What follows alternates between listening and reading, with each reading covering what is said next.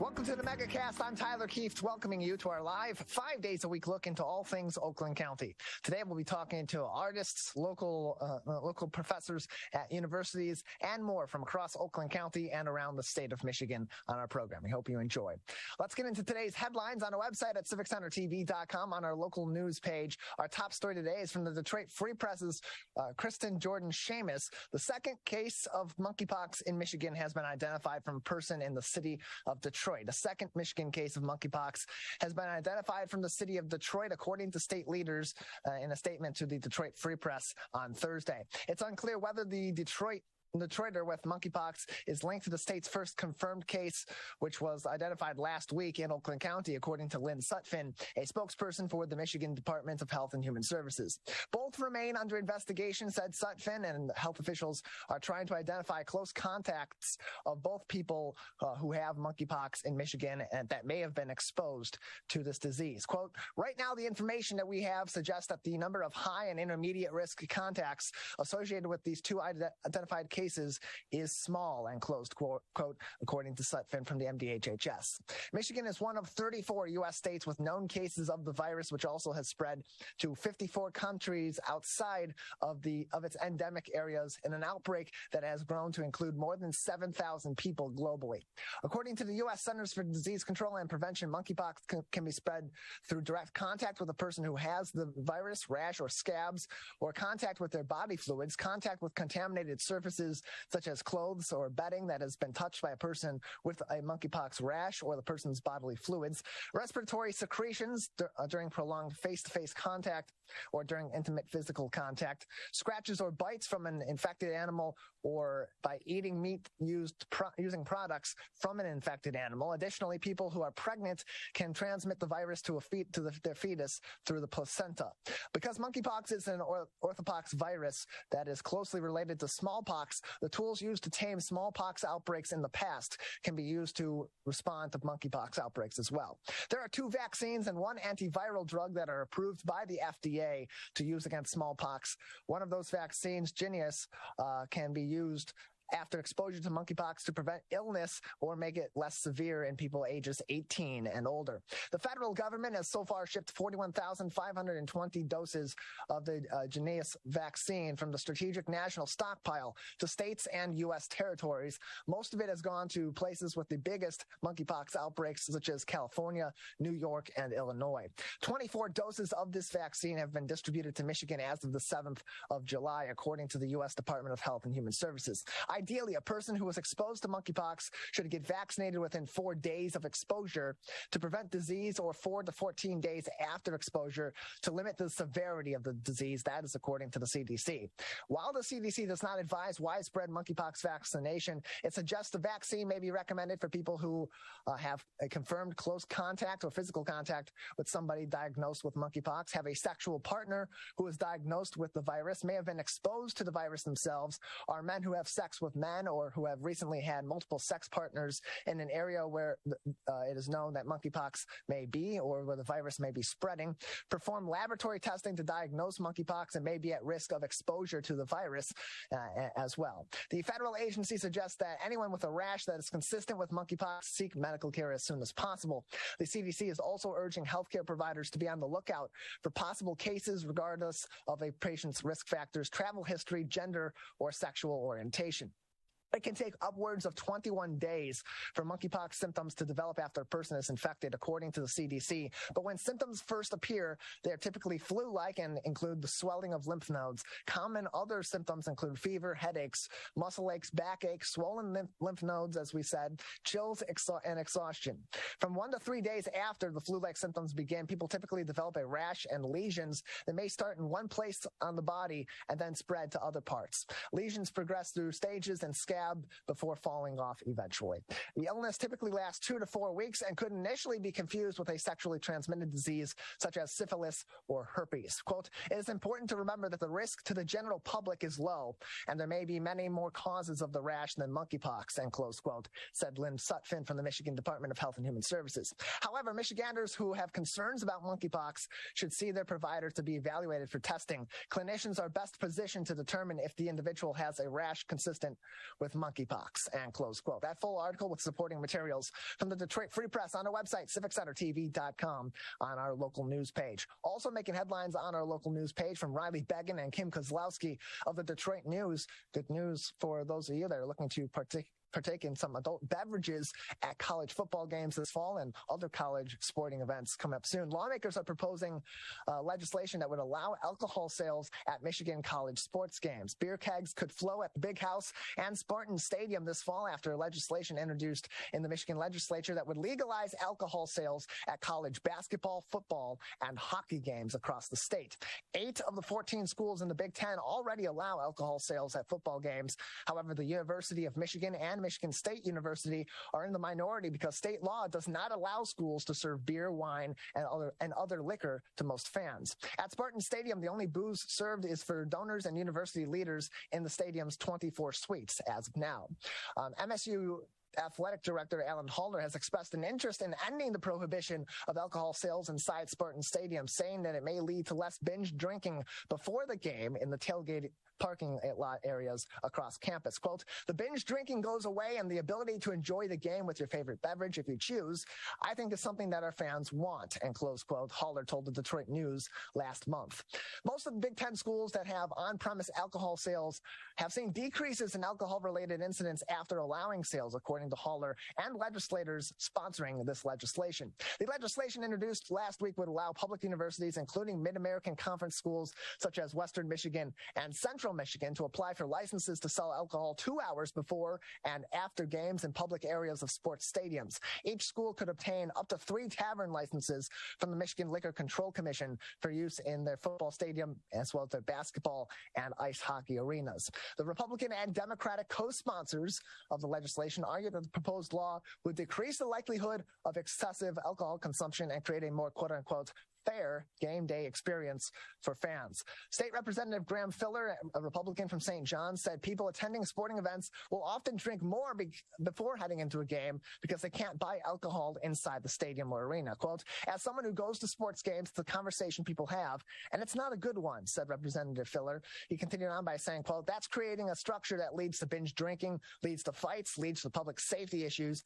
I do think this goes to the heart of it and will help cure some of those ills, and close quote. Representative Filler also estimated that alcohol sales could create hundreds of thousands of dollars, quote, if not millions, and closed quote, in state revenue for universities and the respective athletic departments. Senator Curtis Hertel, a Democrat from East Lansing, said alcohol is currently served at MSU football games in his hometown, but only if you're watching the game in the Spartan Stadium suite. Quote, it's a matter of fairness that other people should have access to those things, Hertel said, continuing on saying, quote, from a safety level and what other Big Ten universities are already doing, it makes perfect sense, and closed quote. State Senator Jeff Irwin, a Democrat who represents Ann Arbor, said he also supports the new proposal, noting that it leaves decisions to university board members. Quote, they're elected officials. They're elected to make these kinds of decisions for these institutions, and close quote. Just the governing boards of U of M, MSU, Wayne State University are elected statewide. The trustees of all other governing boards for state universities are appointed by the governor. U of M spokesperson Rick Fitzgerald said the Ann Arbor school doesn't typically comment on pending legislation, but that, quote, it is something that we will be watching closely as it moves through the legislature, and close quote. There is precedent for alcohol sales at Michigan Stadium, America's largest sports venue where alcohol is not served during Wolverine football games. In 2012, then Governor Rick Snyder, a Republican, signed a law temporarily allowing alcohol sales at the Big House on New Year's Day in 2013 for a National Hockey League Winter Classic game between the Detroit Red Wings and the Toronto Maple Leafs. Alcohol sales were permitted for the NHL Winter Classic again on New Year's Day in 2014 as well. But not everyone is toasting the new legislation. Becky Ananata, a spokesperson for Mothers Against Drunk Driving, said the organization opposes legislative efforts like this that would allow more consumption of alcohol on college campuses. Quote, because many college students are under 21, MAD recommends against selling or serving alcoholic beverages at any college athletic or sporting event. MAD encourages all colleges to have policies in place that ensure alcohol is not sold to, marketed to, provided to, or possessed by students under the age of 21 on their respective college campuses, and close quote. House Bill 6289 and Senate Bill 1125 have been referred to the House and Senate Regulatory Reform Committees for consideration. MSU spokesperson Emily Garant said the school's leadership, quote, is supportive of this idea, and close quote, and legislation. Quote, we recognize alcohol sales at public university stadiums require legislative and state regulatory actions, and we will be working with lawmakers and officials in the coming months to address this issue, Garant said in an email. State Rep Joe Tate, a former MSU and National Football League player, is another co-sponsor of the bills, and he said, quote, we all hear the stories, and close quote, about people getting too drunk and disorderly at games. He continued on by saying, quote, people are going to make their choices, but I think this presents an opportunity to reduce that by having this option available, said Tate, who is a Democrat from Detroit. Finally, making headlines on our local news page on civiccentertv.com from Bridge, Michigan's Jared Ramsey, pharmacists are getting FDA approval to directly prescribe COVID-19 pills to patients. At-home COVID treatment will be easier to come by thanks to a Wednesday decision by the FDA to give pharmacists the authority to prescribe an antiviral COVID-19 pill directly to their patients. The FDA added pharmacists to the list of healthcare professionals who are allowed to prescribe Paxlovid, Pfizer's antiviral pill used to mitigate symptoms of COVID-19. They join doctors, nurses, and physicians' assistants among those who are authorized to prescribe the treatment in the short time frame when the pill is effective. Here's more of what you need to know. They answered some questions in this Bridge, Michigan article. What is Paxlovid? It's an antiviral treatment by Pfizer designed to treat COVID-19 symptoms.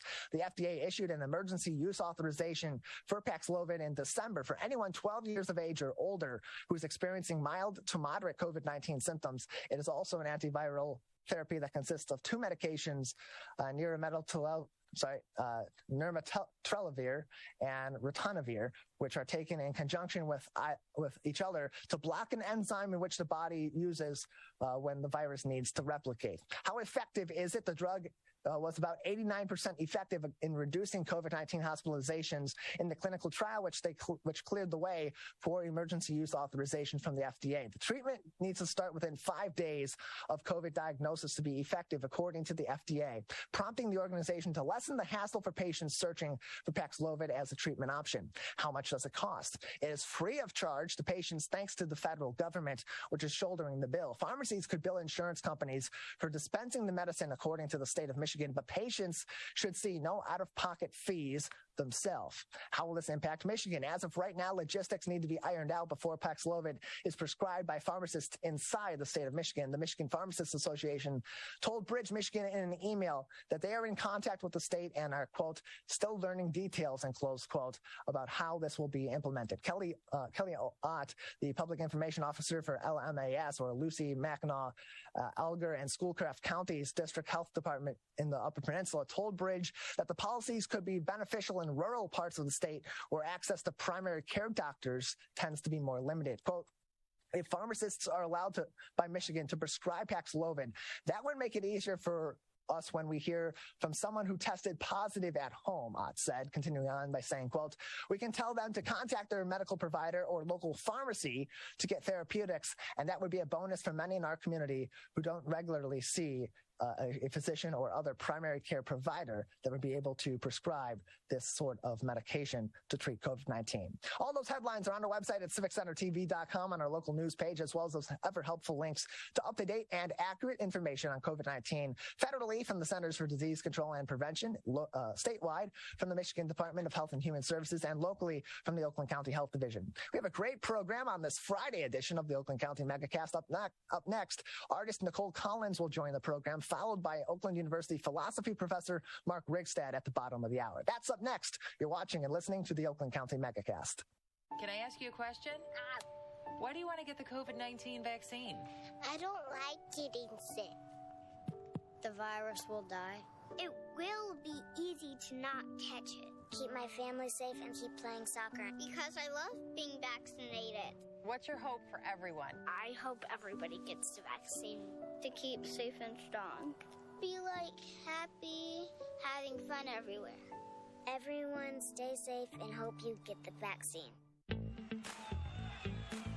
Let's relish these moments, made possible by the COVID-19 vaccine.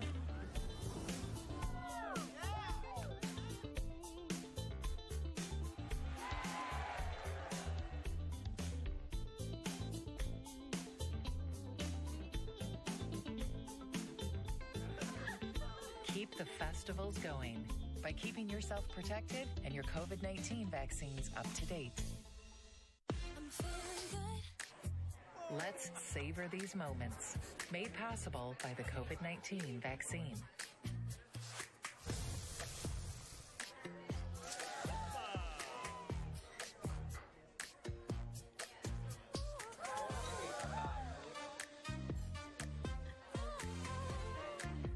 Keep the dining out going by keeping yourself protected and your COVID-19 vaccines up to date.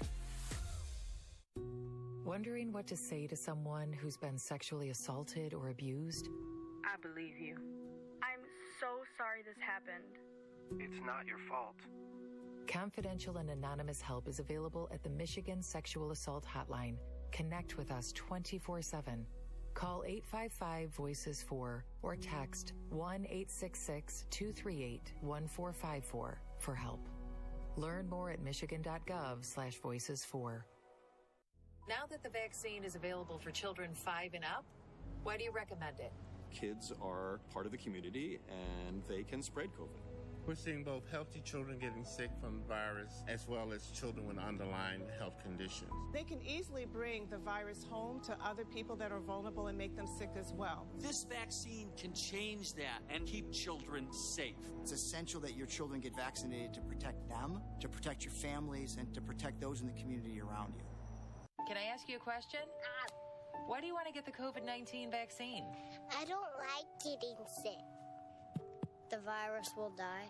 It will be easy to not catch it. Keep my family safe and keep playing soccer because I love being vaccinated. What's your hope for everyone? I hope everybody gets the vaccine to keep safe and strong.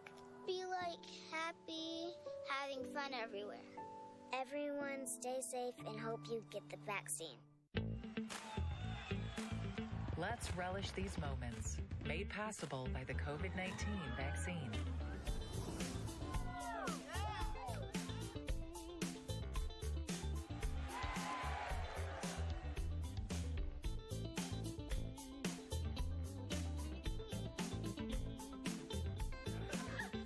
Keep the festivals going by keeping yourself protected and your COVID-19 vaccines up to date.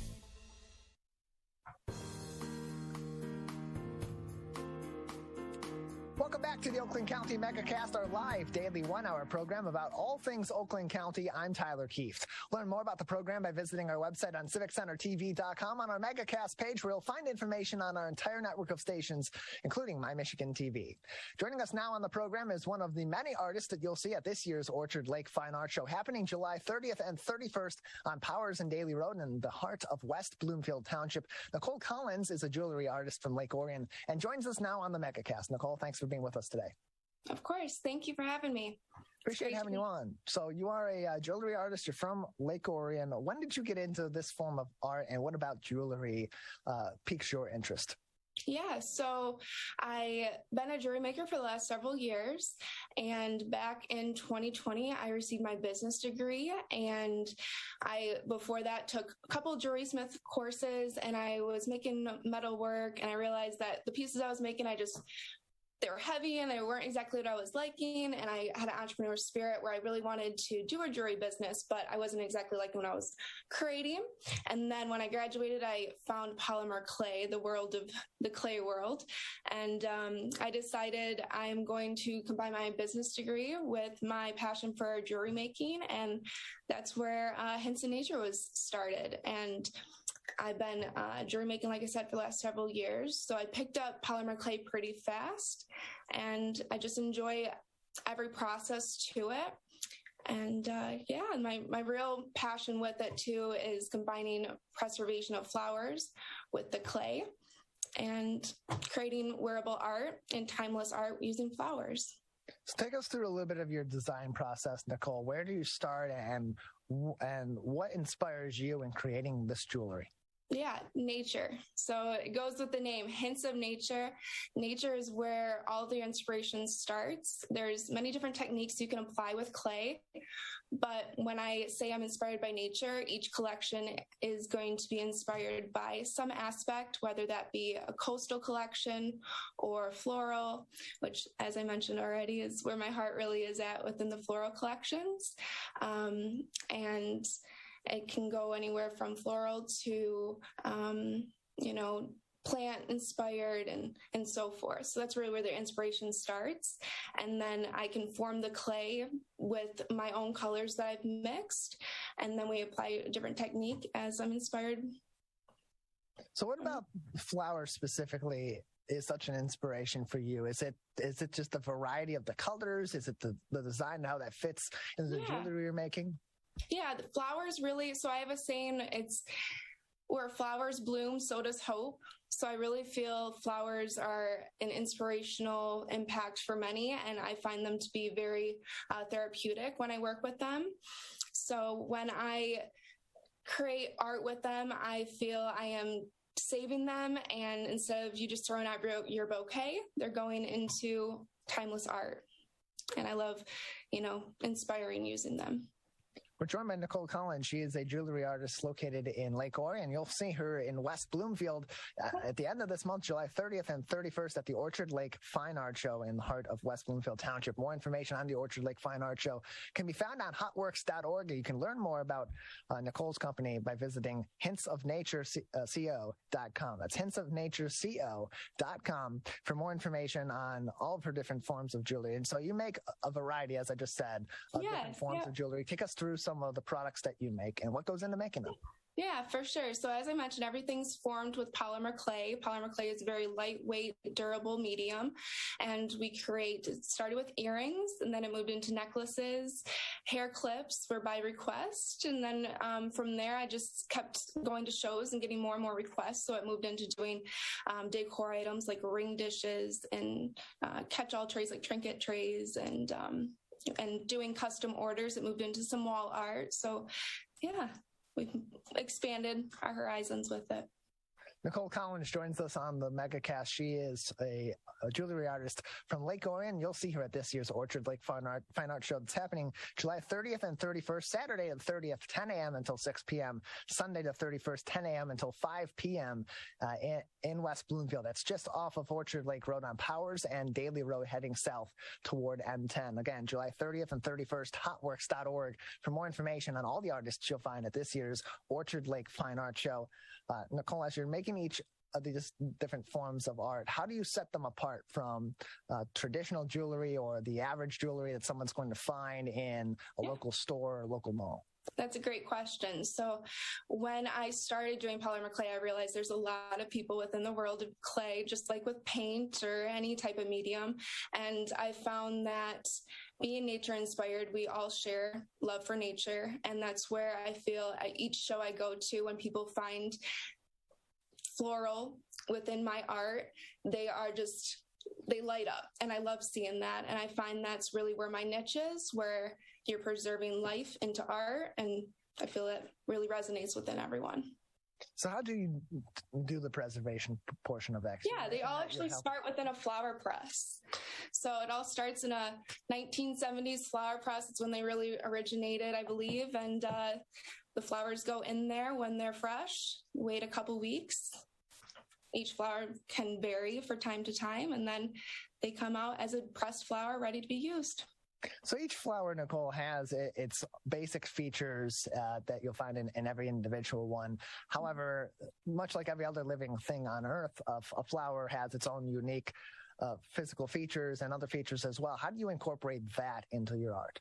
Yeah, I feel the flowers that I use into my art are more delicate in nature. I don't use larger flowers in my jewelry. So I believe like baby's breath and daisies really capture well within my art. So those are the ones that I try to use. And I feel like those come out well. More information on Nicole's art can be found on hintsofnatureco.com. It's hintsofnatureco.com for more information. You can also see her at this year's Orchard Lake Fine Art Show, July 30th and 31st in the heart of West Bloomfield Township, just off of Orchard Lake Road on Powers and Daly Road, heading south toward M10. July 30th, that's a Saturday, 10 to 6, and Sunday, July 31st, 10 a.m. until 5 p.m. Plenty of parking will be available in the back lot of the West Bloomfield Beaumont Medical Center on Orchard Lake Road as well. Again, hintsofnatureco.com is Nicole's website. Hintsofnatureco.com is her website. So Nicole, is jewelry making, is this a full-time gig for you, or is this something that you do on the side, something that is supplemental? I call it my 5 to 10 job, my 5 p.m. to 10 p.m. I work full-time for Oakland County property tax assessing by day, and then my evenings are spent working on jewelry and prepping for shows and putting together orders and such.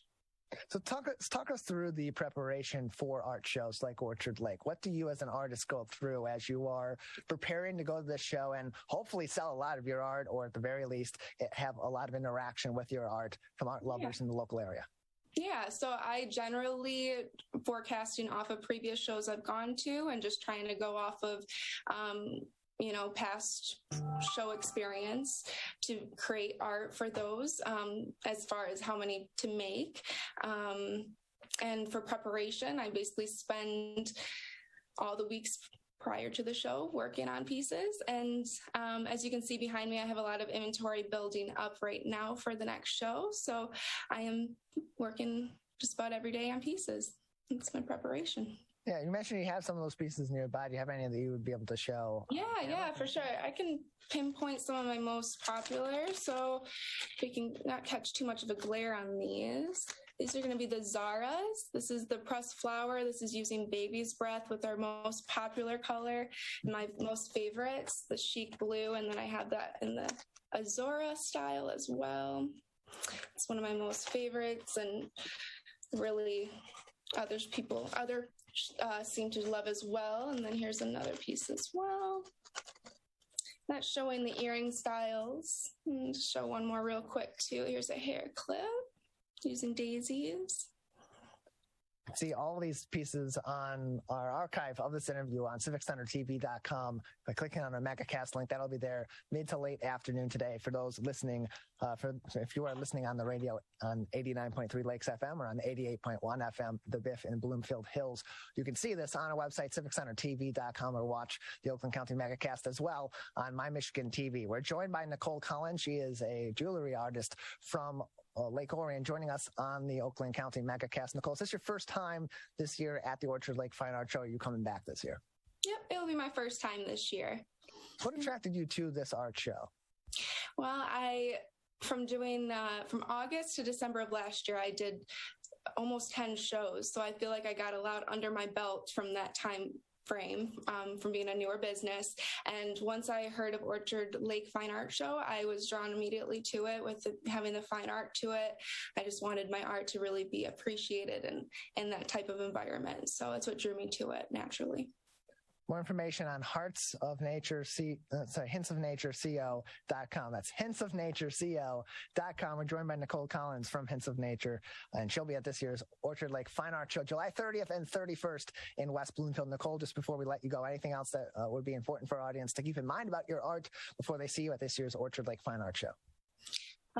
I hope that we get to see you at the show coming up at the end of July, and I hope that my nature-inspired art uplifts and encourages you to embrace your natural beauty. Nicole, thank you very much for being with us. Appreciate it. Thank you so much. hintsofnatureco.com is her website. The Orchard Lake Fine Art Show website, hotworks.org for more information on the Orchard Lake Fine Art Show, and join them there July 30th and 31st in West Bloomfield Township. Let's take a break. On the other side, political division, hate speech, and verbal violence seem more prevalent now than really ever before in our very recent history. How did we get here, and what can we do to change this new normal? Mark Rigstead from Oakland University joins us next on the Oakland County Megacast. Now that the vaccine is available for children 5 and up, why do you recommend it? Kids are part of the community and they can spread COVID. We're seeing both healthy children getting sick from the virus as well as children with underlying health conditions. They can easily bring the virus home to other people that are vulnerable and make them sick as well. This vaccine can change that and keep children safe. It's essential that your children get vaccinated to protect them, to protect your families, and to protect those in the community around you.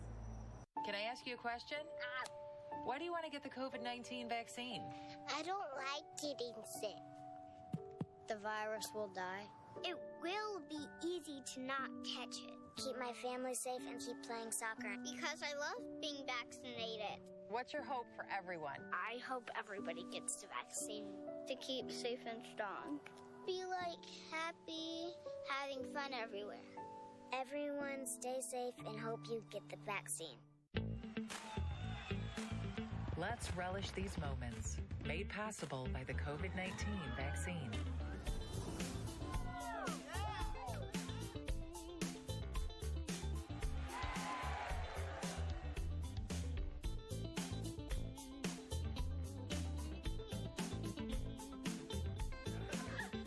Keep the festivals going by keeping yourself protected and your COVID-19 vaccines up to date. Let's savor these moments, made possible by the COVID-19 vaccine.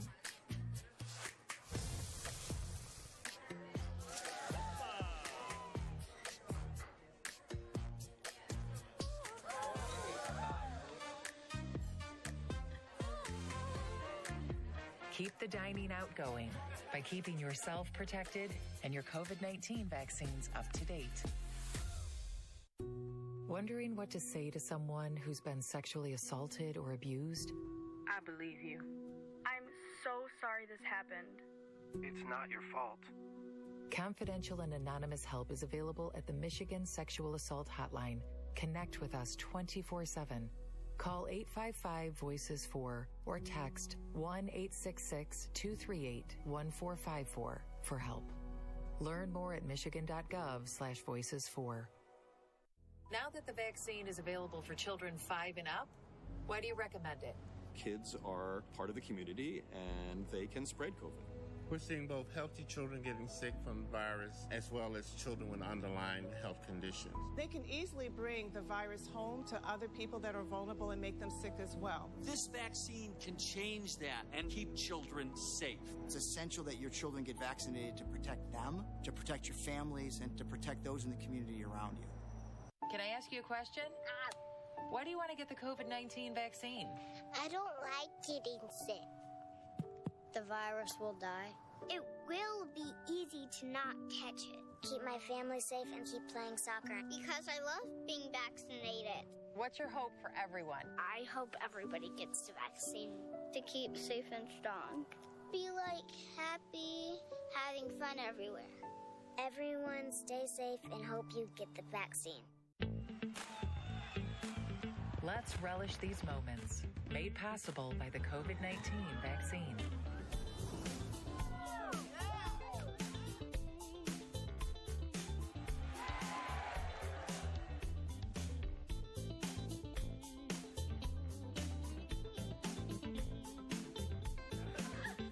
Keep the festivals going by keeping yourself protected and your COVID-19 vaccines up to date. Let's savor these moments, made possible by the COVID-19 vaccine.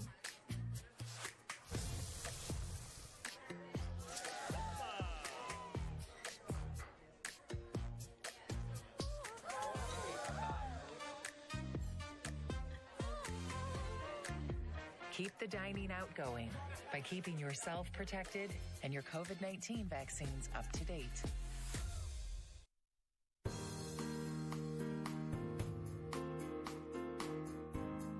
Welcome back to the Oakland County Megacast, our live daily 1-hour program about all things Oakland County. I'm Tyler Kieft. Learn more about the program on our website, civiccentertv.com, on our Megacast page, where you'll also find information on our entire network of stations, including My Michigan TV. Joining us now on the program is Mark Rigsted, philosophy professor at Oakland University. Mark, thanks for being with us on the Megacast. Thank you for having me, Tyler. Appreciate having you on. So can you talk a little bit about how extreme views have become more prevalent these days?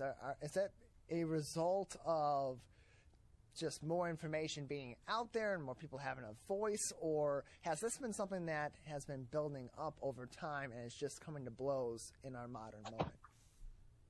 Yeah, that's an interesting question. I think the answer is complex because, of course, white supremacy has always been mainstream in the history of American culture.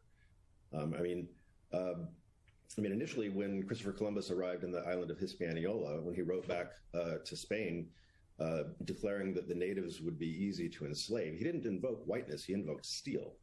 That was sufficient. Technological superiority in arms was enough justification for the first conquistadors. But whiteness was then invented. Weaponized white supremacy was invented as a better way to placate guilty Christian conscience over the idea of merely invoking military prowess to subjugate an entire people. They had to have some sort of idea about the supremacy, the superiority of the slavers over the slaves. And so this idea of white supremacy has been with us since the 16th century. And so it is a deeply rooted part of our culture. I don't think it's new. I do think that there's a sense in which it's become more mainstream because I think that the voices of white supremacist, white nationalist politics have become elevated in the public media and as well in American politics. I think we can recall back in the 80s when if we would see white nationalists on TV, it was in some sort of clown show on Maury Povich or some TV show like that where they were really being trotted out for the audience to laugh at. And I think that, of course, it was still there, but it has become elevated in American politics for a variety of reasons. I think part of the reason might be that it's not that white supremacist ideas have suddenly emerged or reemerged, but I think that they've been radicalized, and they've been radicalized in part because of the way in which public media and the algorithms that drive attention within social media have polarized American society. And also the internet creates echo chambers, little bubbles of misinformation that help to radicalize the white nationalists in our country. So is it your belief that the timeline of white supremacy and some of these more severe political rhetorics and discourse being put into the public square, has that been more of a result of certain leaders coming into play, or the fact that those that are supporting these leaders and maybe have had these opinions and kept them more latent over time, now they have a greater platform with social media and with the controversy that it brings in the more mainstream media and the attention they can garner, especially as they support certain political candidates who hold these opinions? It's the question of, is it that this is getting louder, or just that there are more voices yelling it and having a platform for people to consume that information? Yeah, and I do think that the rise of white supremacist violence has been a function of politicians and media platforms pandering to racial hate. Racial hate is big business. I know that a lot of advertisers have pulled out of the Tucker Carlson show because he foments theories that are then re-articulated in the manifestos of murderous white nationalists. And but at the same time, his show is incredibly popular and well-funded. And so, you have to follow the money. Who's actually paying for this? Who wants to see this kind of hatred brewing in America? There have been attempts to deplatform the platforms. When the El Paso shooter was radicalized in the pages of 8chan, that platform was itself deplatformed. But it has reemerged under a different name, which I won't mention because I don't want to drive traffic to it. And now, where is it? It's on Russian servers. So there's a geopolitical dimension to this. Our geopolitical enemies want to foment anti-Black, white nationalist violence in America because they know that it will divide us and it's it can destroy us. This is a national security issue. The Department of Homeland Security has declared that white nationalist violence is the #1 terrorist threat. right? We're less worried about Al-Qaeda and ISIS at this point in American history than we are about the radicalization of people in the pages of 4chan or in the Tucker Carlson show on Fox News. We're joined by Mark Raithsted, professor of philosophy at Oakland University, joining us on the program. More information can be found on the university's website at oakland.edu. That's oakland.edu. Keep up to date with Mark and the entire Department of Philosophy at Oakland University. And so as leaders come into play and also amplify these voices, either to gain their own power within their party in particular, or because they legitimately believe these things, can that really blur the line when leaders of all walks of life are pushing these extreme narratives, or does it do the opposite effect where it doesn't blur the lines? It makes the lines so much more clearer, and then people are more willing to then pick one side or the other.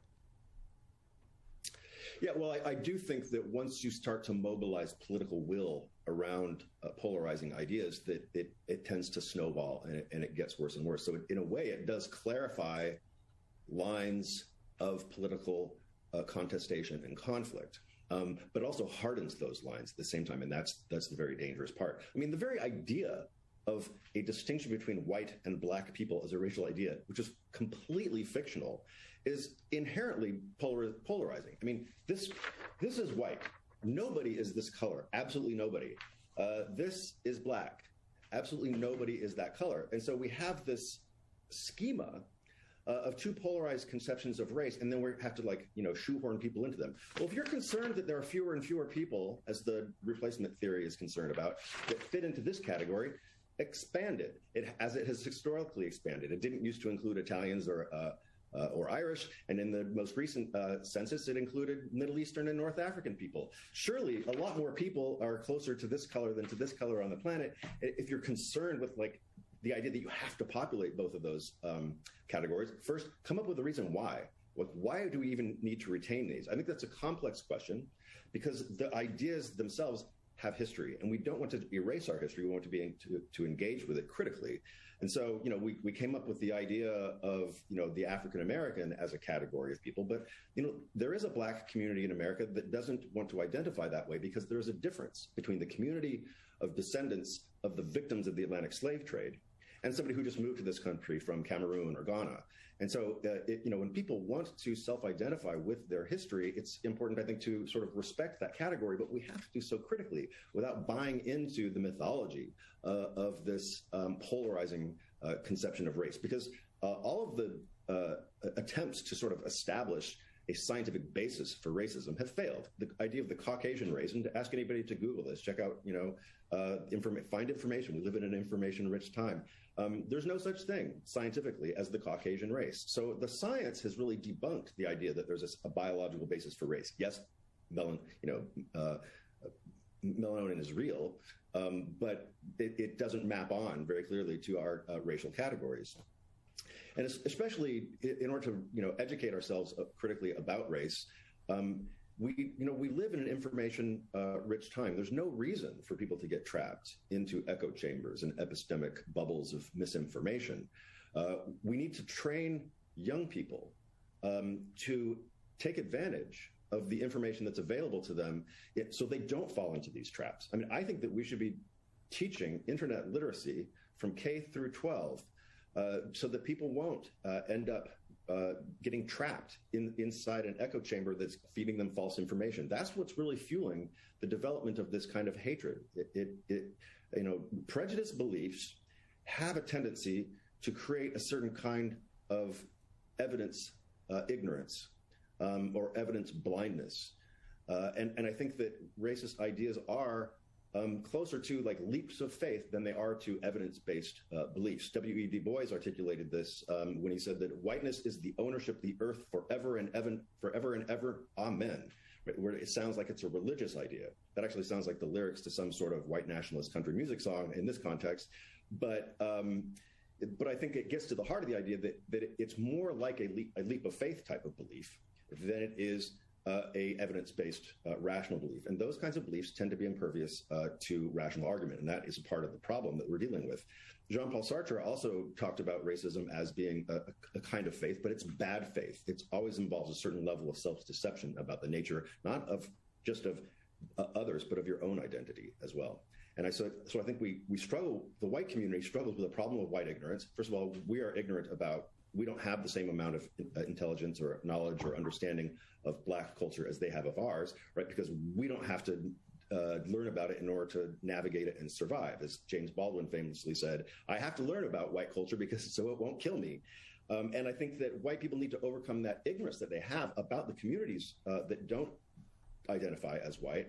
But we also have to become less ignorant about ourselves. Like the polling of white people indicates that white people feel very vulnerable, like they have very few opportunities. And yet the social science tells us that that's not the case. And just in 2016, there was a study that found that in Detroit, Livonia, and Dearborn, that Black applicants for mortgages were twice as likely to be denied as white applicants. And this is by companies that probably have diversity, equity, and inclusion statements as a part of their corporate culture. And yet we see in the effects, the actual consequences, the continuation of systemic racism. And the whole theory about white people being replaced and being overcome and being disadvantaged by a multicultural society is not rooted in social scientific fact. It's a complete mythology, and it's embraced as a kind of irrational faith. And that's something that's very difficult to uproot. But the way to do it, I think, is through education about how to form rational beliefs. And that has to start at a very early age. If you give 10-year-olds smartphones, you have to teach them how to find good information and how to distinguish between that which is ideologically loaded and that which is scientifically vetted. We're joined by Mark Rigsted, professor of philosophy at Oakland University, joining us on the Michigan Megacast. More on everything going on at Oakland University at oakland.edu. That's oakland.edu. And so, education plays a critical role in this. It plays a critical role in how we get ourselves out of these tumultuous political times, get this hateful rhetoric certainly out of the vernacular of our society, which is an uphill battle because, as you said, it's rooted in the history of this country and almost every step of the history of the United States of America can be rooted back and is rooted back into discussions of race. And so as we're talking about this hateful speech becoming more prevalent, a couple of questions come up. As we talk about how do we stomp this out of our society? How do we weed this kind of rhetoric out of our society and tone down this hateful speech and get rid of it? Do we either let it out in the open so we know these people are believing, these people have these beliefs and these people are wrong, or do we try to weed those people out of society altogether and not have that speech out there and try to really help tone down the exposure to that information? What do we do in this case? Is it better to let that speech be out there and educate, or is it better to bring these people, or to not bring these people out into the open, as we have previously tried to do, it seems, and bring those back to the fringes of society?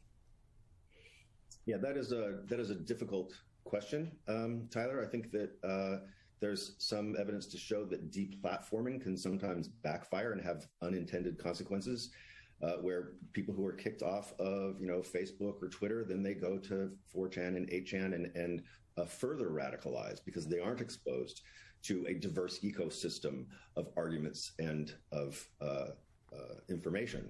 So I place somewhat greater, although limited, hope in education, because of course, part of the problem is, the undereducation and miseducation, but I do think that there are things that we can do.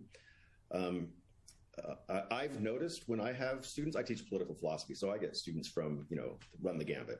I get the white nationalists, I get the, progressive, the anarchists, the communists, the, liberals and conservatives and libertarians, the whole gamut. But what I find is that students with radical views tend to moderate their views when they engage in critical philosophical reflection.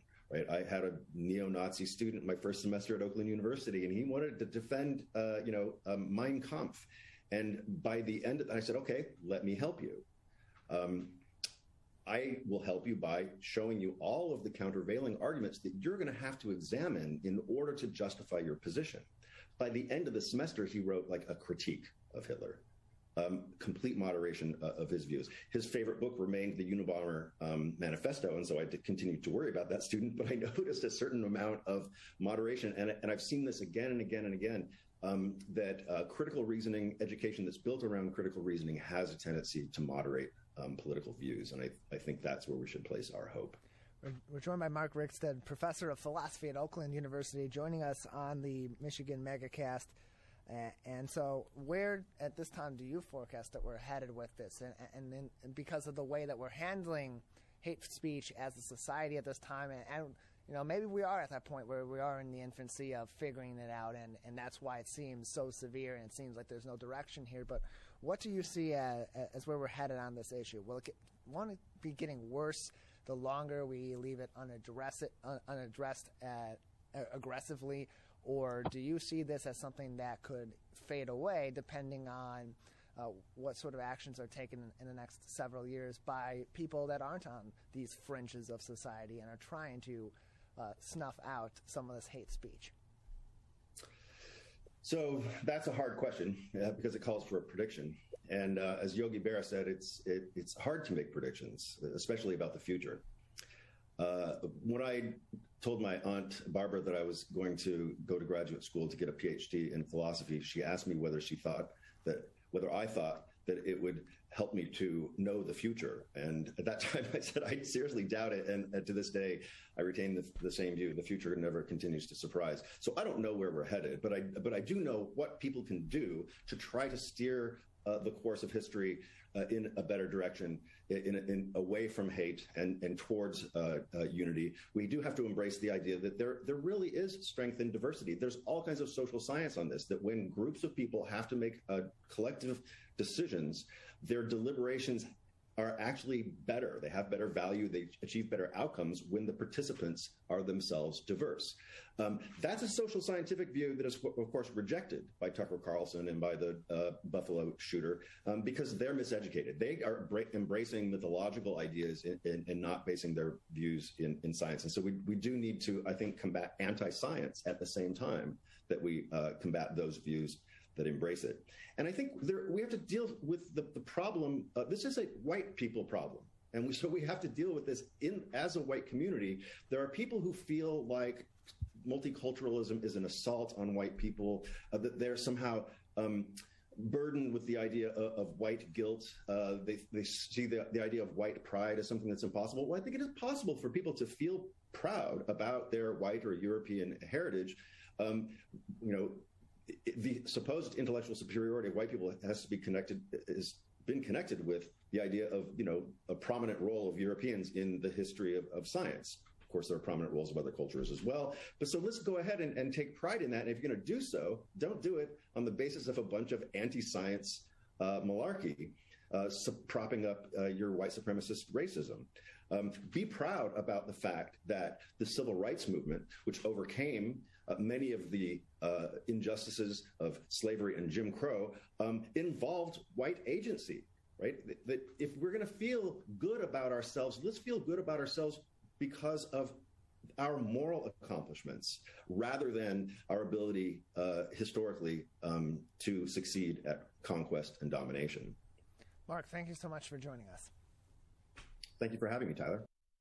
We're going to take a break on the Oakland County Megacast. When we come back, we'll begin the Michigan Megacast on your radio homes for the program 89.3 WBLD Orchard Lake and 88.1 WBFH Bloomfield Hills. The Michigan Megacast begins after this.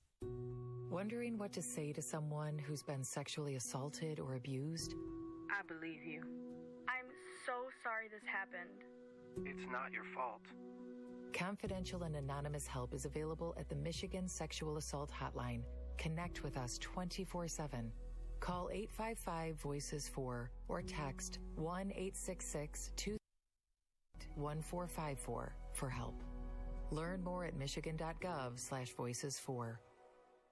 Now that the vaccine is available for children 5 and up, why do you recommend it? Kids are part of the community and they can spread COVID. We're seeing both healthy children getting sick from the virus as well as children with underlying health conditions. They can easily bring the virus home to other people that are vulnerable and make them sick as well. This vaccine can change that and keep children safe. It's essential that your children get vaccinated to protect them, to protect your families, and to protect those in the community around you. Can I ask you a question? Why do you want to get the COVID-19 vaccine? I don't like getting sick. The virus will die.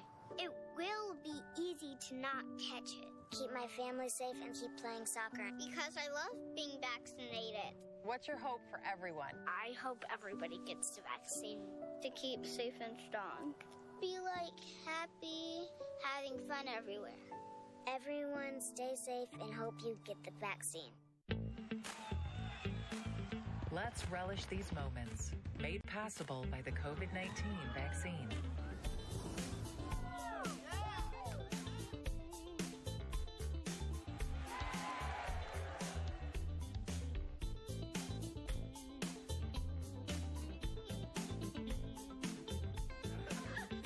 Keep the festivals going by keeping yourself protected and your COVID-19 vaccines up to date.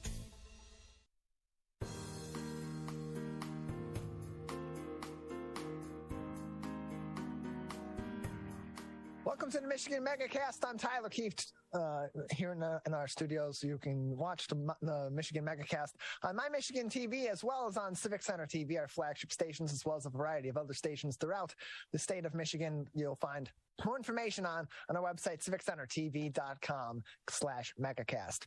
As we discussed earlier on in the program, and as is marked on our website at civiccentertv.com on our local news page, the Michigan legislature is considering legislation that would permit colleges and universities to apply for alcohol sales licenses for college football, basketball, and hockey games as soon as this fall. We're joined now by the athletic director at Oakland University, Steve Waterfield, joins us now on the Michigan Megacast. Steve, thanks for being with us today.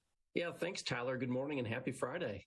Yeah, happy Friday to you as well. Thanks for being on the program today. So this would allow applications for licenses to sell alcohol at sporting events for colleges and universities, for football events at football stadiums, as well as arenas for basketball and for ice hockey. For a university athletic department like yours, and for a university in general, what sort of impact would these alcohol sales have, A, financially, but also on the athletics culture, particularly for fans at places like Oakland University? Yeah, I mean, if you look at Oakland, I think the financial piece of it would certainly, it would be some net revenue, but it would be minimal compared to a Michigan football game, a Michigan State football game, just given the number of fans that you have in those venues. I really look at it almost as much of a customer service and fan amenity aspect than really a revenue piece of it.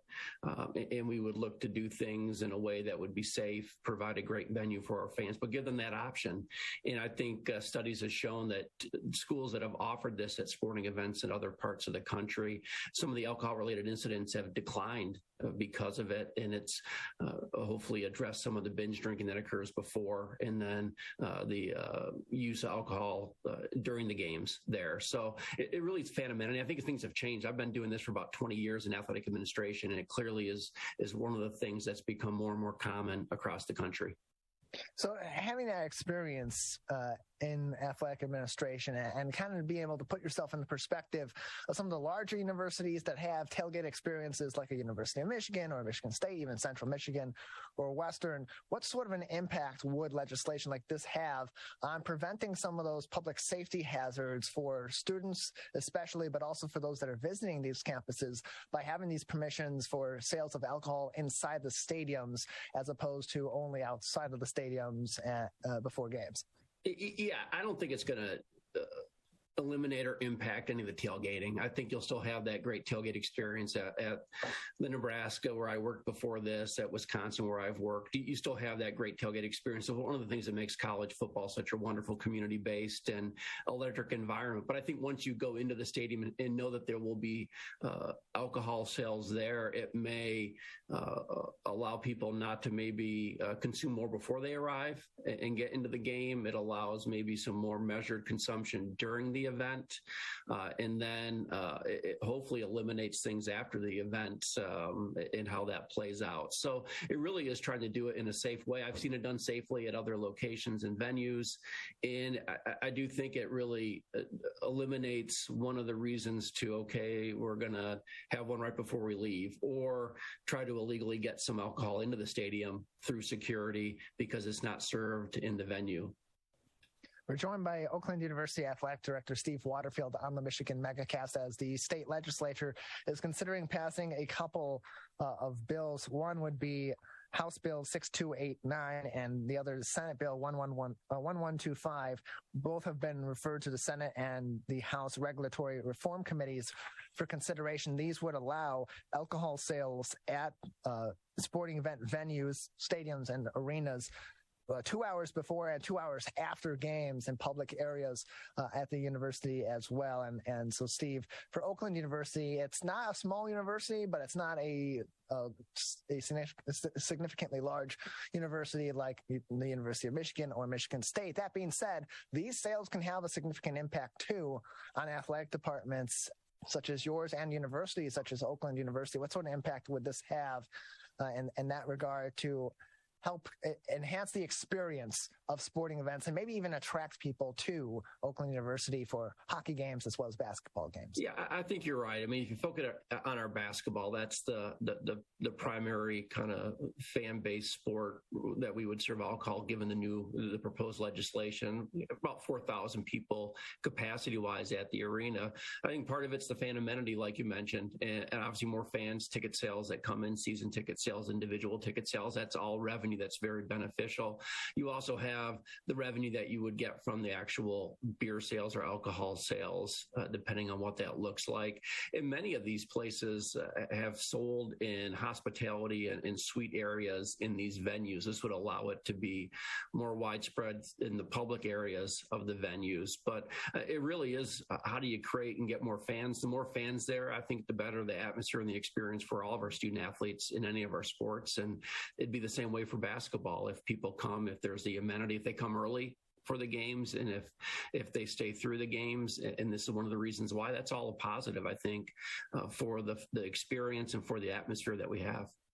We're joined by Steve Waterfield. He's the athletic director at Oakland University, joining us on the Michigan Megacast. More information on the athletic department at Oakland University can be found on oakland.edu. That's oakland.edu for more information. There's also been a lot of other great news that's been happening within the athletic department at Oakland University. I want to give you an opportunity, Steve, to talk about some of the recent successes, including your athletics department being awarded the McCafferty Trophy by the Horizon League on Wednesday of this week. Can you talk about that award and what that signifies for your department? Sure. So the McCafferty Award, it goes to the all sports champion within the Horizon League. And so it's a byproduct of the combined excellence in men's and women's sports.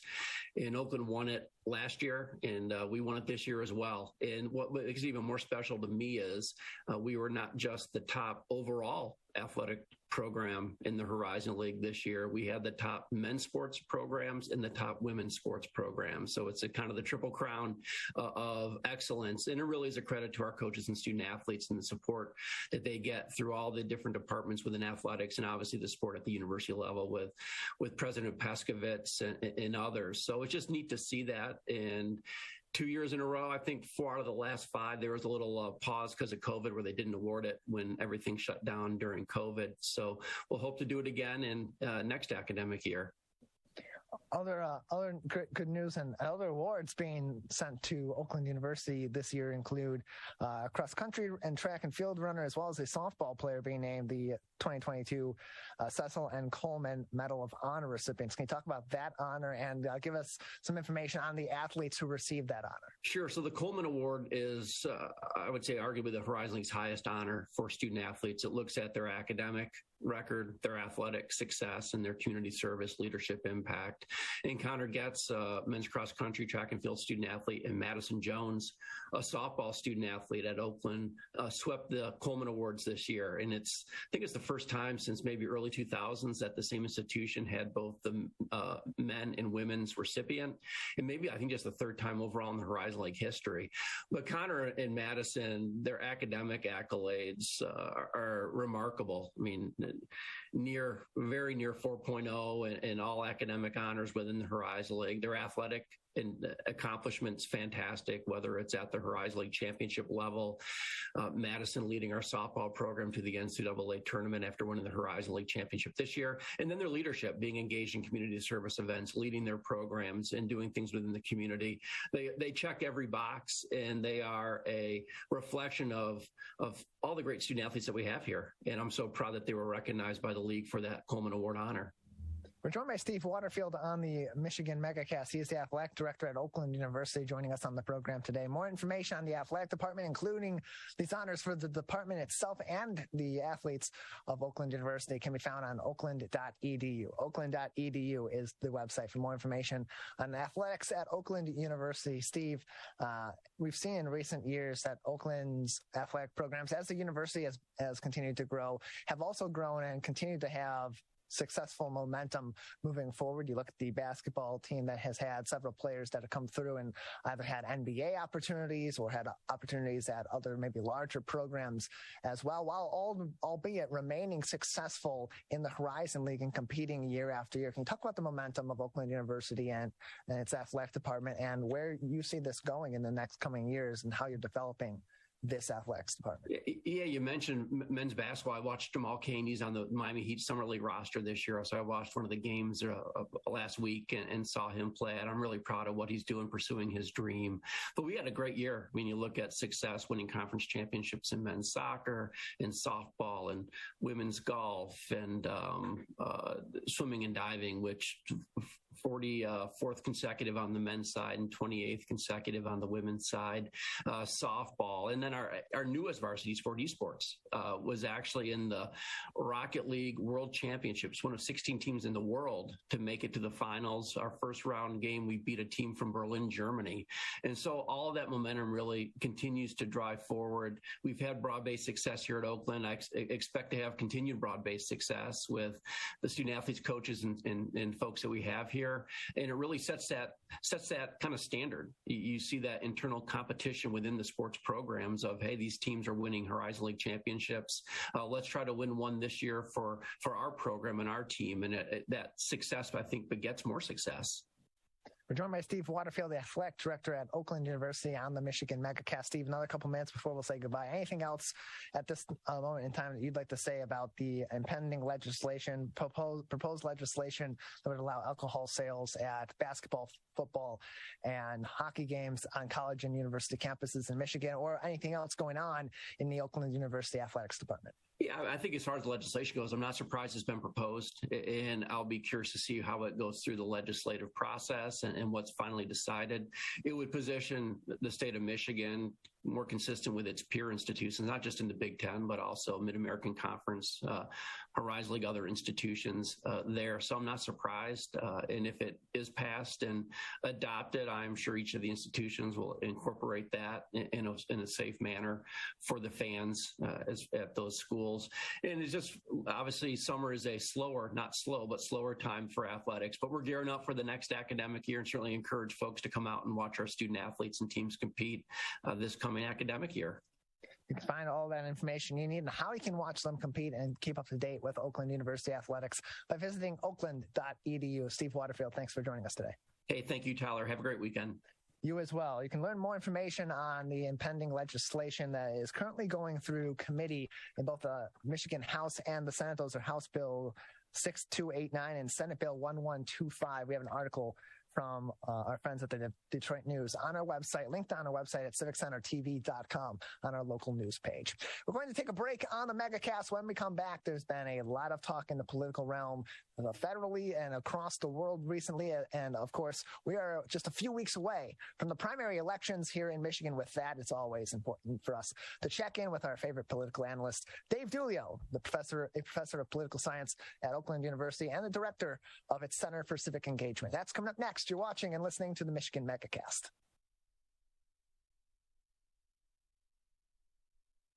Now that the vaccine is available for children 5 and up, why do you recommend it? Kids are part of the community and they can spread COVID. We're seeing both healthy children getting sick from the virus as well as children with underlying health conditions. They can easily bring the virus home to other people that are vulnerable and make them sick as well. This vaccine can change that and keep children safe. It's essential that your children get vaccinated to protect them, to protect your families, and to protect those in the community around you. Can I ask you a question? Why do you want to get the COVID-19 vaccine? I don't like getting sick. The virus will die. It will be easy to not catch it. Keep my family safe and keep playing soccer because I love being vaccinated. What's your hope for everyone? I hope everybody gets the vaccine to keep safe and strong. Be happy, having fun everywhere. Everyone stay safe and hope you get the vaccine. Let's relish these moments, made possible by the COVID-19 vaccine.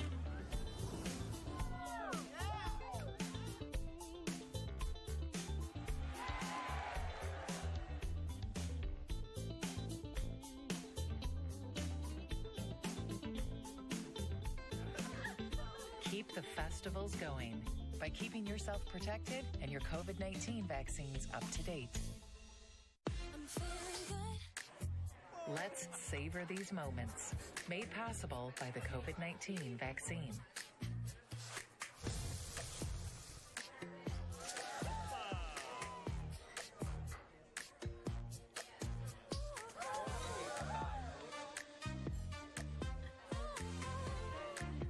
Keep the dining out going by keeping yourself protected and your COVID-19 vaccines up to date. Wondering what to say to someone who's been sexually assaulted or abused? I believe you. I'm so sorry this happened. It's not your fault. Confidential and anonymous help is available at the Michigan Sexual Assault Hotline. Connect with us 24/7. Call 855-VOICES-4 or text 1-866-238-1454 for help. Learn more at michigan.gov/voices4. Now that the vaccine is available for children 5 and up, why do you recommend it? Kids are part of the community and they can spread COVID. We're seeing both healthy children getting sick from the virus as well as children with underlying health conditions. They can easily bring the virus home to other people that are vulnerable and make them sick as well. This vaccine can change that and keep children safe. It's essential that your children get vaccinated to protect them, to protect your families, and to protect those in the community around you. Can I ask you a question? Why do you want to get the COVID-19 vaccine? I don't like getting sick. The virus will die. It will be easy to not catch it. Keep my family safe and keep playing soccer because I love being vaccinated. What's your hope for everyone? I hope everybody gets the vaccine to keep safe and strong. Be happy, having fun everywhere. Everyone stay safe and hope you get the vaccine. Let's relish these moments, made possible by the COVID-19 vaccine.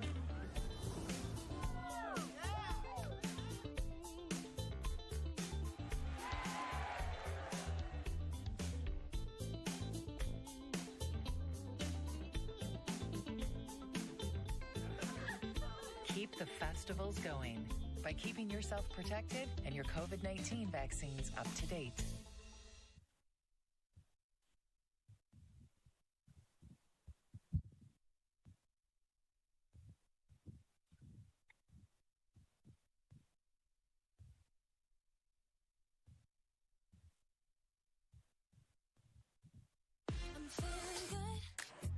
Let's savor these moments, made possible by the COVID-19 vaccine.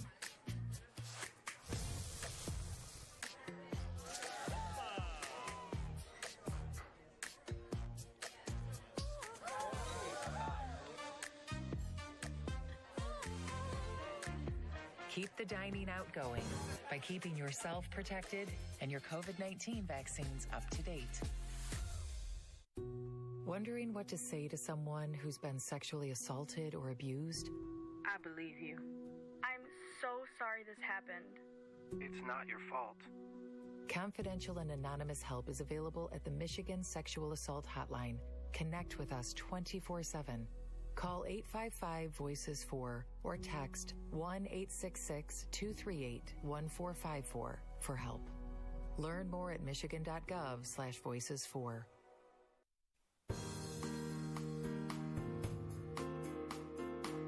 Welcome back to the Michigan Megacast. I'm Tyler Kieft. You can learn more about the program by visiting our website on civiccentertv.com and clicking on our Megacast link, or by visiting the website of My Michigan TV, our co-flagship here on the Michigan Megacast, at mymitv.com, mymitv.com, to learn more information about the Megacast, watch us on demand, and learn more about where you can download the free apps for your smartphone and smart TV and take My Michigan TV home and on the road with you anywhere, anytime. mymitv.com for all of that information. Joining us now on the program is Dave Dulio. He's a professor of political science and the director of the Center for Civic Engagement at Oakland University, and he joins us again on the Michigan Megacast. Dave, thanks for being with us today. Oh, it's my pleasure. Thanks for having me, Tyler. Appreciate having you on. It's been a very busy few weeks in the political realm in the U.S., but also around the world. Let's start with what's happening around the world. Yesterday, the Prime Minister of the United Kingdom, Boris Johnson, had announced that he was resigning from his office. Let's talk about how that impacts our relationship with one of our critical allies across the sea in England. Sure. I think it's uncertainty, right? That is at the top of the list. There is, we don't know. In the last I read, we're not really sure when he's going to step down. It's sort of an intention to resign, I think. And then, then who's the next one? There are, I believe, a number of options on the table for the parliament over there to pick a prime minister, and or for one to sort of rise up from parliament. We'll have to wait and see. I think that's the biggest thing right now is uncertainty and maybe a bit of a guessing game on our side. Yeah, Boris Johnson, very much a Donald Trump-like figure in the United Kingdom, had a great relationship with President Trump, and so that adds a little bit more to that uncertainty. What sort of personality is next in that office? It does, and I also think too, we should remember that that Johnson sort of came up in the Brexit movement, right, and was a major advocate of Britain leaving the European Union, right? So that's all part of the backdrop, I would say. All things that impact us right here in Michigan. You think about the relationship between the United Kingdom and the European Union and other European allies, certainly with what's going on in Ukraine at the moment, that all circles back to the U.S. And of course, that all circles back to Michigan. We're joined by Dave Dulio, professor of political science and director of the Center for Civic Engagement at Oakland University, on the Michigan Megacast. Also in international news, this morning, unfortunate news, really sad news out of Japan, where their former president Shinzo Abe, former Prime Minister Shinzo Abe, was assassinated. He was shot at a political event this morning in Japan. Talk about his impact on Japanese and American relations, because he was in office amongst multiple presidencies here in the U.S. The Obama administration, the Trump administration, had great relationships with both of them, but also was critical in repairing some of the broken elements of the relationship between the United States and Japan.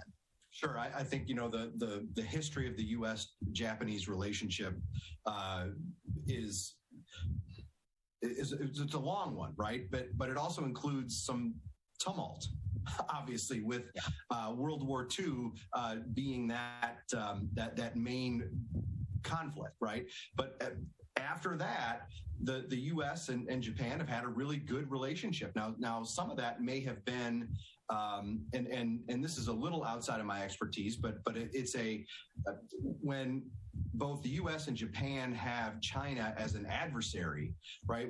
We're maybe in a bit of that, the enemy of my enemy is my friend, right? I mean, that kind of thing. So it's a relationship that's important geopolitically. It's a relationship that's important economically. And it's a terrible thing to have to see that the former PM is assassinated right there out in the open, right middle of the day, with a weapon that's supposed to be hard to get in Japan. And I think I read this morning that it was some sort of home-fashioned weapon that was used, right? I mean, I think there's got to be a bunch more that's going to come out on this before we can really get the full story.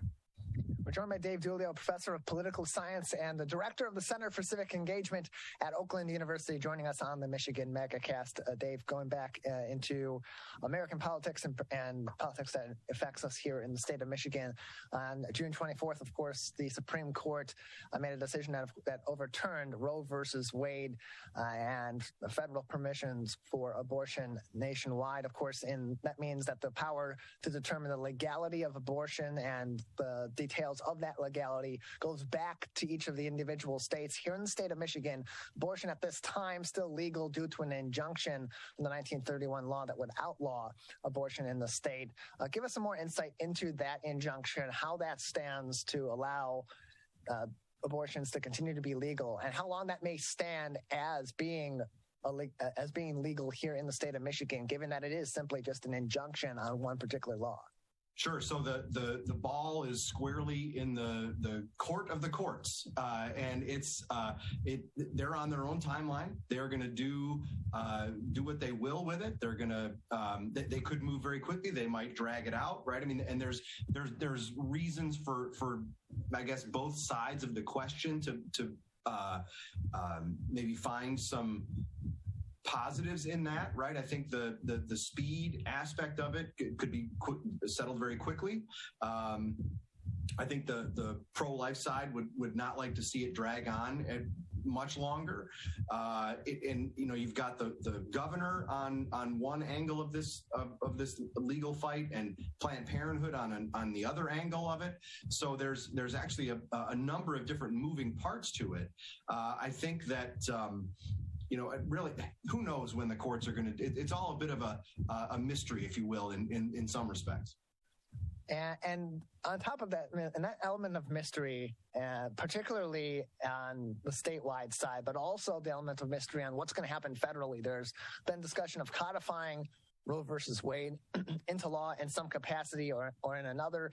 There's a bunch of other issues with that. We just talked to Representative Andy Levin about some of those issues recently on the Megacast, also mymytv.com for a replay on that. And so there's a lot of uncertainty surrounding abortion, and it's becoming a really critical issue statewide and federally.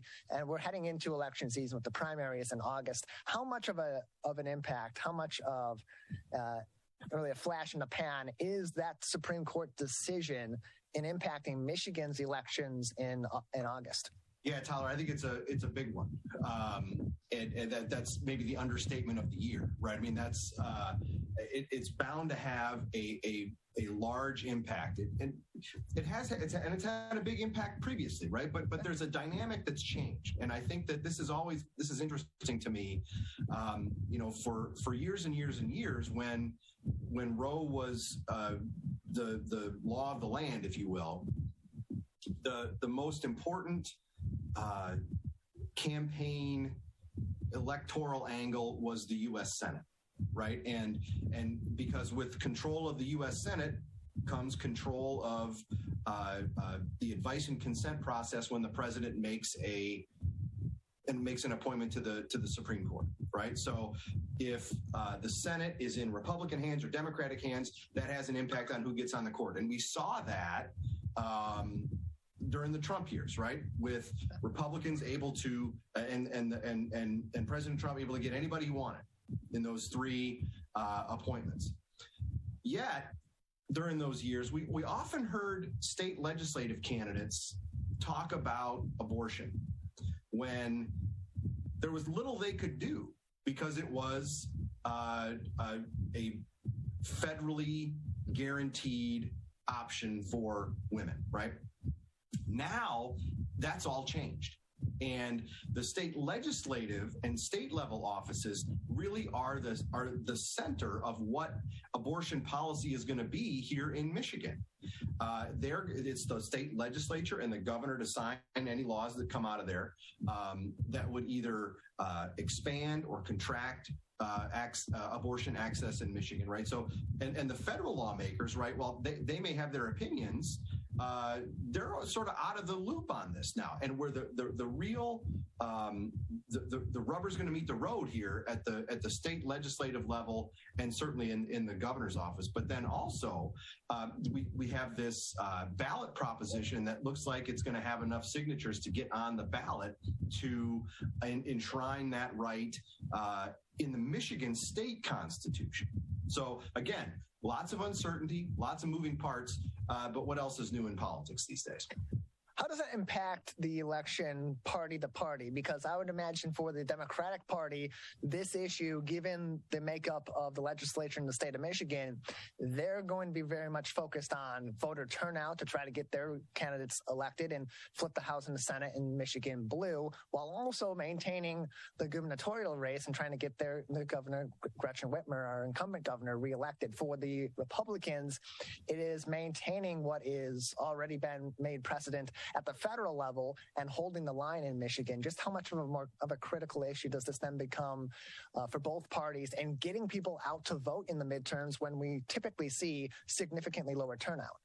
Yeah, I think, and to your point there, if we took the say last 40 or 50 years of midterm elections, we average about 40% voter turnout, which is pretty crummy, if we're being honest about it, right? I mean, that's 60% of those folks who are eligible not taking the opportunity to cast a ballot. That's a whole other sort of kettle of fish. I think that this is a huge issue that has the potential to drive turnout on both sides. I think that you're right that this may fire up Democrats more than Republicans, just given the change in status quo. However, some polling that I've seen nationwide, so not necessarily here in Michigan, but that there hasn't been a whole lot of movement in terms of vote choice at the congressional level from before that Supreme Court decision in the Dobbs case to after that decision in the Dobbs case. So, again, we're in this sort of uncertain time here where we have to wait and see how different issues play out, how different sort of political winds shift. I think that my hunch is that inflation, gas prices, the economy are higher for more Americans on the list of priorities than abortion is. Now, it's not saying that there aren't many Americans who have that at the top of their list, but I think for more Americans right now, it's inflation and gas prices. We're joined by Dave Dulio. He is a professor of political science at Oakland University, where he also serves as the director of its Center for Civic Engagement and joins us on the Michigan Megacast. Keep up to date on everything happening in the political science department and at the Center for Civic Engagement at Oakland University on the website, oakland.edu. That's oakland.edu for more information. In a gubernatorial race, still plenty of candidates left in the race for the Republican side. Of course, that base was cut in half due to fraudulent signatures or questionable signatures on half of the candidates' ballots, including who some considered to be the front runner, James Craig, the former chief of police in the city of Detroit. Even more controversial, I would say, than that is Ryan Kelly, who appears to be one of the front runners for the Republican nomination by way of a primary vote at this time, was arrested recently for his role in the January 6th Capitol riots and insurrection. Federally, he actually just yesterday had pled not guilty to charges, 4 misdemeanor charges arising from his participation in the January 6th riot. Despite that, his polling numbers still seem to be quite favorable in the Republican Party. Can you speak about how that reflects where the Republican Party in the state of Michigan is at this time, and then his viability as a candidate, knowing that he could come under even more fire for this from the courts? Sure. I think that it raises the Kelly campaign should be concerned, not just because of the publicity that they're getting, right? And maybe raising questions in some voters' minds. And I think that, again, this is a really unique primary year where just the fact that a handful of candidates were not permitted on the ballot because of the difficulties with the signatures that you mentioned. I think the fact that there's no now or when those others were in the race, no sort of GOP star, right, was part of that or is part of that group, right? I mean, they're all sort of up-and-comers, newcomers to politics in general, to some degree, and certainly at the gubernatorial level. I think one of the things to keep an eye on is Tudor Dixon and the endorsements that she keeps racking up. I think that there's a sort of establishment Republican move to try to get her to be the nominee, right? There's when you've got folks like John Engler and Betsy DeVos that are endorsing you, right? That's pretty establishment Republican, and that'll be frankly a positive in some respects for her and a negative in others, right? And folks like Mr. Rinke, Mr. Soldano, Mr. Kelly are going to try and coalesce that Trump base around their candidacies. I think if and that's not to say that Ms. Dixon isn't going to try to tap into some of that Trump base as well. But it's I think the race is starting to shift a little bit here about a month away from primary day. We're joined by Dave Dulio. He is the professor of political science and director of Civic Engagement, of the Center for Civic Engagement at Oakland University, joining us on the Michigan Megacast. Dave, a few more minutes with you before we'll need to say goodbye today. We're approaching the primaries in early August. The general is in early November. Plenty of action in the political realm here in the state of Michigan. What's going on at the Center for Civic Engagement to help the community get prepared and have healthy debates on all these many different issues currently in our political realm, but also that will be arising between now and August and now in November? Yeah, thanks, Tyler. It's always great to be able to share what we're planning on OU's campus with your audience. We have a number of irons in the fire. I can't say with certainty much about any of them, but I think you and your audience will be very interested in a number of things that we're going to bring the community in the fall semester at Oakland University. We're joined by Dave Dulio. He is the director of the Center for Civic Engagement at Oakland University, where he also is a professor of political science. More information can be found on the Center for Civic Engagement and keep up to date on all their upcoming discussions and events. Oakland.edu/CCE. Dave, thanks for joining us today. Thank you, Tyler. Appreciate it. We're going to take a break. On the other side, we'll come back and we'll talk to one of over 300 charities and nonprofits supported on the Share Detroit platform. This is the Michigan Megacast. Now that the vaccine is available for children 5 and up, why do you recommend it? Kids are part of the community and they can spread COVID. We're seeing both healthy children getting sick from the virus as well as children with underlying health conditions. They can easily bring the virus home to other people that are vulnerable and make them sick as well. This vaccine can change that and keep children safe. It's essential that your children get vaccinated to protect them, to protect your families, and to protect those in the community around you. Can I ask you a question? Why do you want to get the COVID-19 vaccine? I don't like getting sick. The virus will die. It will be easy to not catch it. Keep my family safe and keep playing soccer because I love being vaccinated. What's your hope for everyone? I hope everybody gets the vaccine to keep safe and strong. Be happy, having fun everywhere. Everyone stay safe and hope you get the vaccine. Let's relish these moments, made possible by the COVID-19 vaccine.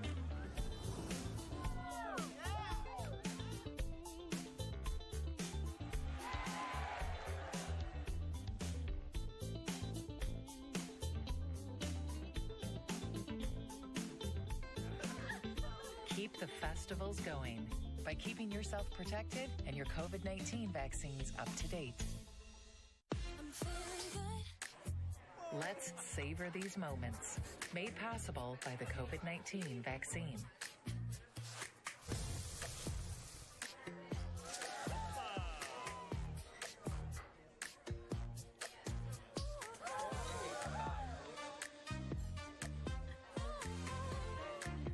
Keep the dining out going by keeping yourself protected and your COVID-19 vaccines up to date. Wondering what to say to someone who's been sexually assaulted or abused? I believe you. sorry this happened. It's not your fault. Confidential and anonymous help is available at the Michigan Sexual Assault Hotline. Connect with us 24/7. Call 855-VOICES-4 or text 1-866-238-1454 for help. Learn more at michigan.gov/voices4.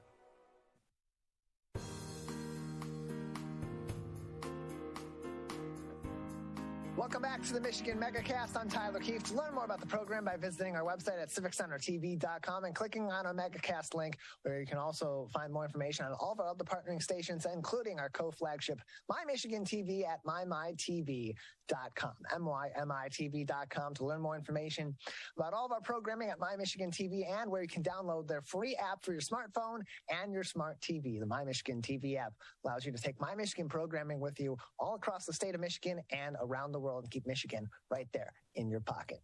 Joining us now on the program is Michele Robinson. She is the Executive Director of Green and Healthy Homes, which is a program supported through the Wayne Metropolitan Community Action Agency, which is a Share Detroit supported charity and nonprofit. Michele, thank you for being with us today. Oh, thank you. Glad to be here. Appreciate having you on. So first off, tell us about your organization, one, the Wayne Metropolitan Community Action Agency, but also within that, the program that you lead, Green and Healthy Homes. Yep. So with Wayne Metropolitan Community Action Agency, known in the community sometimes as Wayne Metro, we are a community action agency. Our goal is to eliminate poverty and ensure that families are strong, healthy, and thriving.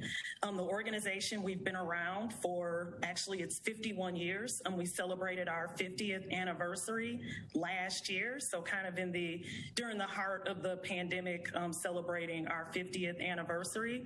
And during that time, our service delivery, it increased exponentially. And as part of that growth and things happening during the pandemic, kind of came the Green and Healthy Homes initiative, which has kind of sparked the now programming of Green and Healthy Homes. My department wasn't always Green and Healthy Homes very specifically, but the initiative officially launched in 2022. So within the Green and Healthy Homes space, we primarily, anything brick and mortar, so any of our construction projects, which include affordable housing development, we're the lead agency for supportive housing and homeless services in Wayne County, and that is every community in Wayne County outside of Detroit, Highland Park, and Hamtramck. They have their own lead agency and provide those same services within those service areas. And some of our other initiatives within Green and Healthy Homes, the larger ones are our weatherization program, conservation, our major and minor home repair programs, as well as we do some grant making, and there are some other services within our program areas, also including energy and water assistance. And these are all such critical resources and critical elements of maintaining a home for people, to have the weatherization element come into it, to work on repairs for the home, to beautify the home and make it as inviting as possible to people that are living there, but also to take into effect, as is part of your name, green and healthy homes also, and making these homes more efficient, which also has a big impact on people that are living there, especially in lower income situations. Can you talk about how the green element of what you do at Green and Healthy Homes ends up helping on the back end with these people that are also living in these spaces? So part of the Green and Healthy Home initiative, what we were finding specifically during the heart of the COVID-19 pandemic is that there were a number of households that did not have access to water. And so part of the initial service delivery, where things started, is that we had received some dollars through the CARES Act, and we were able to assist approximately 700 families with major plumbing repair, resulting in access to water. And these were not bells and whistles types of services. It was simply being able to bathe, wash your hands, wash dishes, wash your clothes. flush the toilet. So these weren't the bells and whistles services. So within that work, what we were also starting to find was that there were other social determinants of health within homes. So things primarily kind of linked to asthma triggers, which tends to be a huge one with small children. So in ensuring that homes are both green and healthy, it's not only making sure that the home is actually fit for someone to live in, but also a healthy home results in a healthy individual and healthy families residing in those homes. So looking at the things that would better determine health outcomes. So you're looking at decreased trips to the hospital, for instance, and also longer lifespans and preserving communities. So that's kind of where a lot of this started, and it just really continued to gather life and gather steam through that initial work in water access and plumbing repair.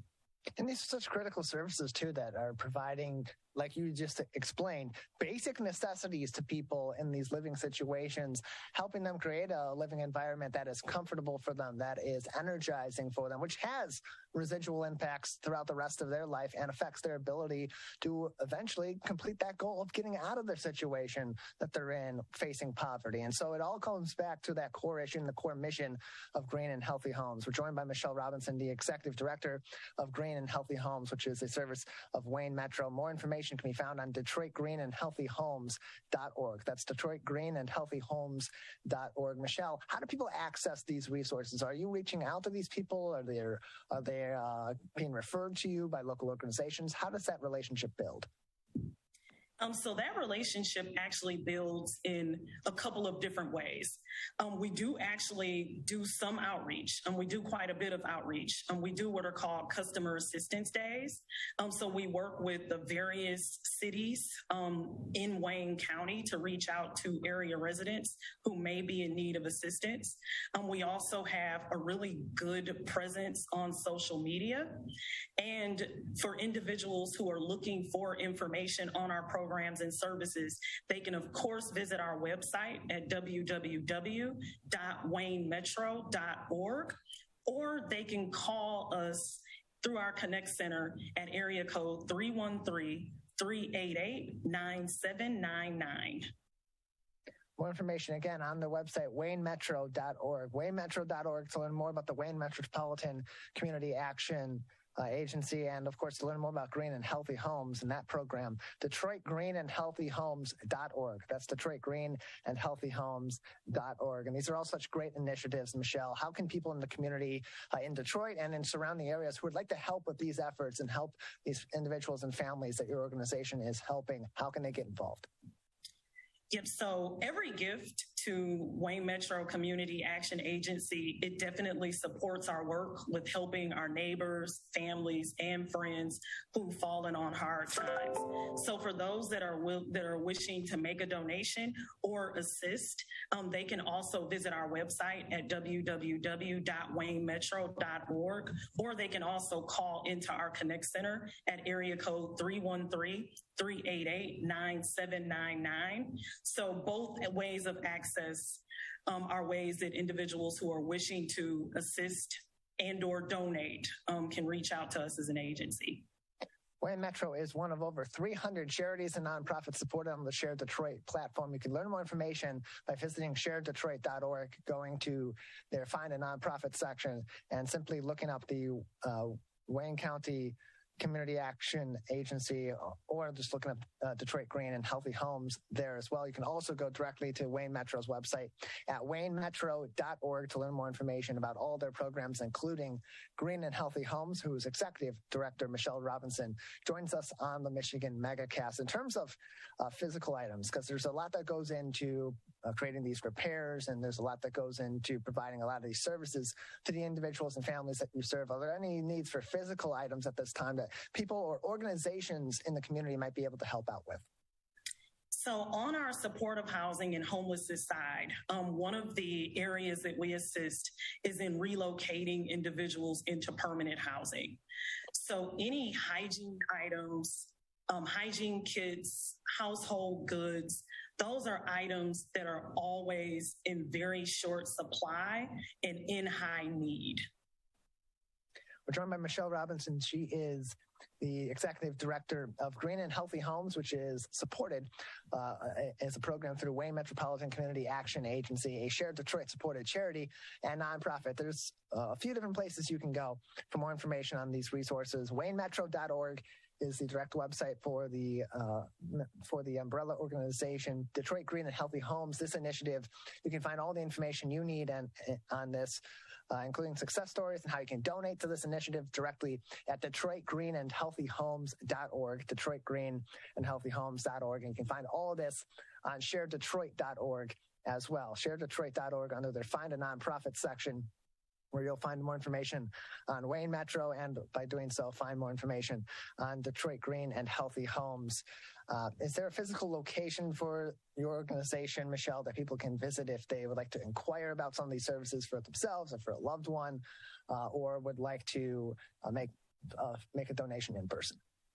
So we have two main headquarters. Our Detroit headquarters is located at 7310 Woodward Avenue, Suite 800. So we are on the 8th floor.